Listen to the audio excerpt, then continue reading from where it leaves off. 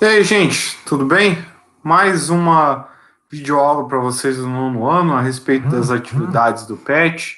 Hoje eu vou falar sobre a semana 4, tá? Bom, é, ainda estamos nessa questão da revisão, tá? Tá atrasando ainda bastante aí o desenvolvimento de conteúdos. Porém, nessa semana, ele começa com as atividades falando sobre direitos trabalhistas, mas ele vai falar do período Getúlio Vargas, que é um período que eu ainda não tinha entrado. Então, a gente pode ver, quer dizer, eu comecei a falar um pouquinho sobre Getúlio Vargas, que eu falei da Revolução de 1930, mas logo que eu ia entrar de fato no período, a gente entrou em processo de greve, depois de isolamento social.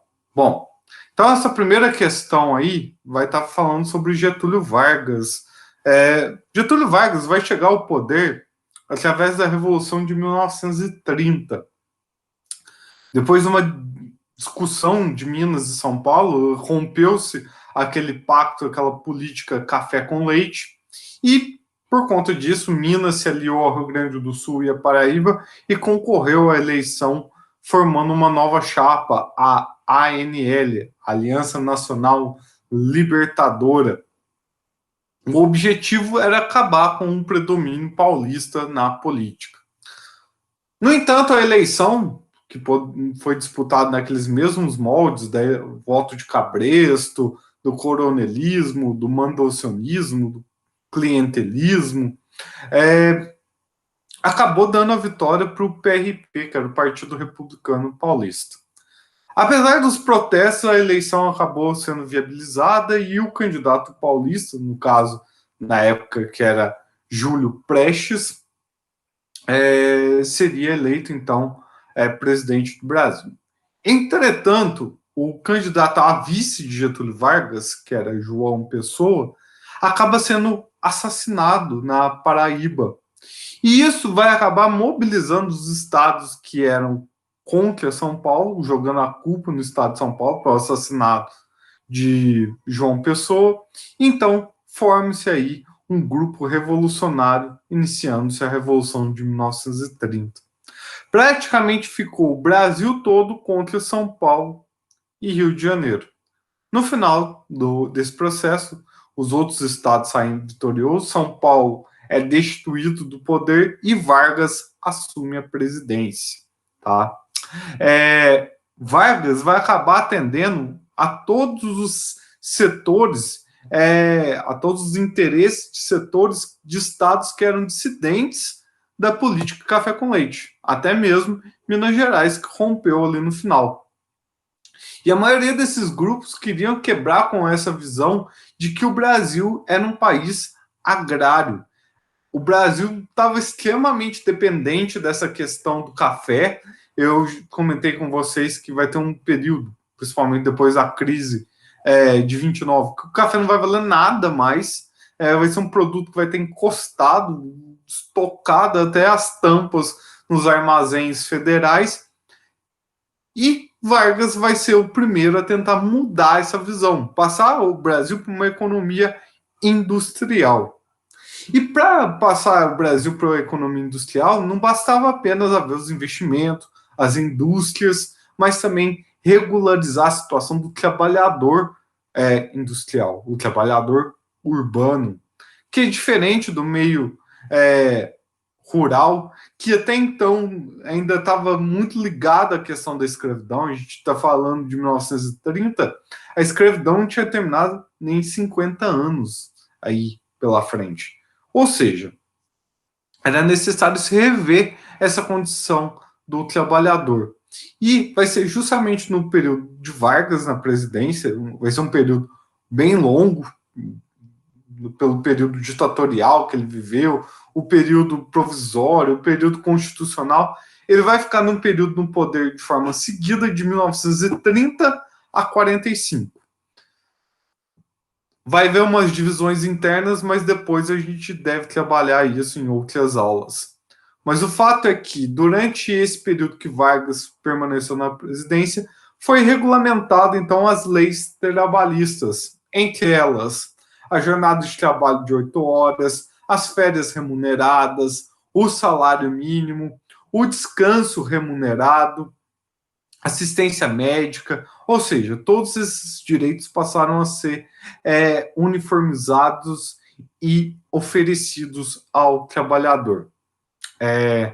Nesse período da era Vargas, mais propriamente, depois entre os finais dos anos de 1930 e início dos anos de 1940, vai se formar a chamada CLT, que é a Consolidação das Leis Trabalhistas. Lá, as leis trabalhistas são ampliadas, inclusive com a questão sindical, que eu já vou falar logo a seguir, mas também falando sobre a questão da criação do Tribunal de Trabalho, ou seja, onde as pendências relacionadas ao mundo do trabalho seriam discutidas. Qual que é a grande questão aqui, que inicialmente não era um desejo de Vargas? É que as leis trabalhistas acabaram surgindo sobre a tutela, sobre o olhar do Estado. Não sobre a ação sindical, não em decorrência do movimento trabalhista que já tinha surgido lá na República Velha. Vargas mesmo não gostou muito da ideia, mas quando ele viu o que isso gerou na prática, isso foi muito bom, principalmente quanto à questão sindical. No início de um dos períodos do governo Vargas, chamado Estado Novo, Vargas vai conseguir controlar os sindicatos de trabalhadores através do imposto chamado de imposto sindical. E por conta de uma figura também, que é o pelego. Pelego é aquele sindicalista, aquele líder sindical que finge estar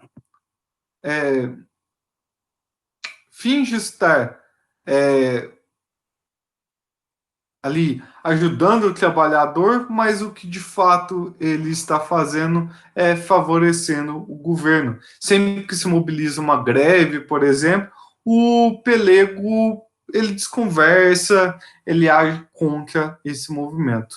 Então Vargas vai entender que esse controle que o Estado tem sobre os órgãos trabalhistas vai ser muito importante. Bom, a segunda questão, ela é muito complexa. Deixa eu ver se eu estou com o pet do nono aberto aqui. Estou sim. Eu vou compartilhar aqui com vocês. Que aí a gente vai falando dele juntos.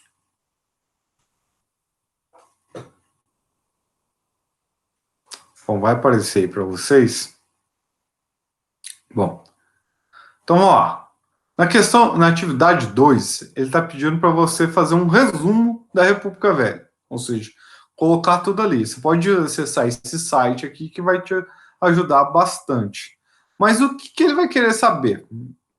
Você tem que colocar os conceitos aí. O que é República Velha? Então, falar que República Velha foi um período da história de uma data X a uma data Y, que representa, então, o primeiro período da República no Brasil. República das Espadas, período onde apenas militares estiveram no poder executivo.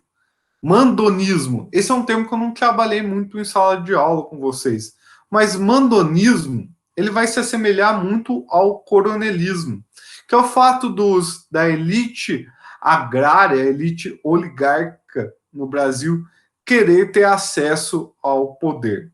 O coronelismo eu já expliquei, que é aquele poder centralizado na figura do coronel, que por meio da violência consegue os votos que ele quer. Clientelismo é troca de favores entre políticos e cidadãos para obter votos, tá? É a famosa compra de votos. Política dos governadores é aquele acordo entre os governadores para se eleger um candidato esperado por Minas ou São Paulo, tá? Eu só estou falando por cima porque você já tem tudo isso anotado no caderno de vocês. Quem quiser, por exemplo, usar o caderno para completar essa tabela, fica à vontade, ou usa o link lá, só dando uma explicação prévia. Voto de cabresto é aquele voto obrigatório, controlado pelo coronel, tá?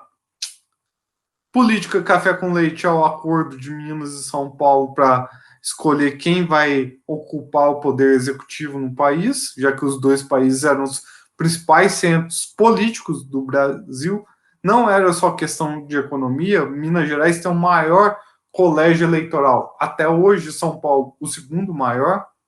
Movimentos operários. Eu cheguei a fazer várias anotações com vocês no caderno lá, falando sobre os movimentos operários, mas é falar que é o surgimento de uma classe operária que vai lutar por direitos ainda na República Velha, vai fazer os primeiros movimentos de greve aqui no Brasil.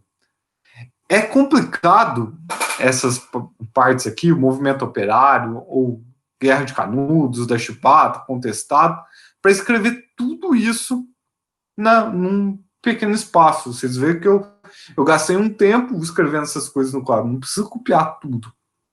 Então, nessa parte aqui das guerras, principalmente, coloca para mim causa, localização e desfecho.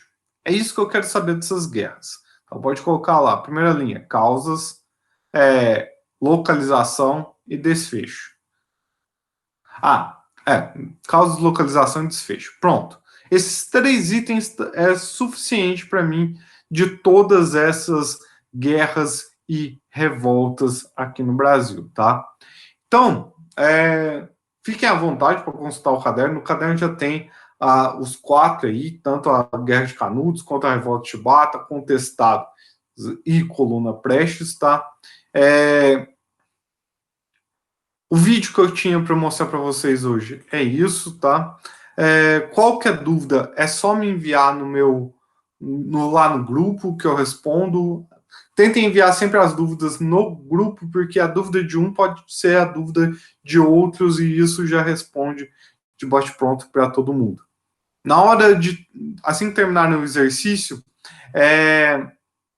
fotografar sempre colocando o celular em cima do caderno, não é de lado, não é atrás do caderno, não é o celular em pé, é em cima do caderno. Assim deixa a foto mais nítida e mais fácil de se ler essas atividades. E lembrando sempre de se identificar. Por mais que eu já tenha encontrado lá, eu dou um jeito de encontrar, mas isso atrasa demais a vida do professor ficar ainda procurando para ver quem que mandou, que eu tenho que ir lá em dados, baixar o telefone, aí tem gente que não coloca a foto, coloca apelido, então tem que ir por dedução de quem é. Então, se identifiquem sempre nos exercícios, tá? No mais é isso, gente. Espero que vocês estejam se cuidando. Ainda tem gente que não entregou as atividades desde lá da semana 1. Eu sou o professor responsável por essa sala. A gente ganhou uma função de procurar saber dos alunos porque eles não estão entregando as atividades. Tá? Teve gente que entregou lá na semana 1 e parou de entregar, por exemplo, de história, por exemplo. Eu tô com a tabela dos outros professores ali, eu vou olhar e amanhã eu estou gravando esse vídeo na segunda-feira, então na terça-feira eu vou sair mandando mensagem para as pessoas para perguntar por que não está enviando as atividades, tá?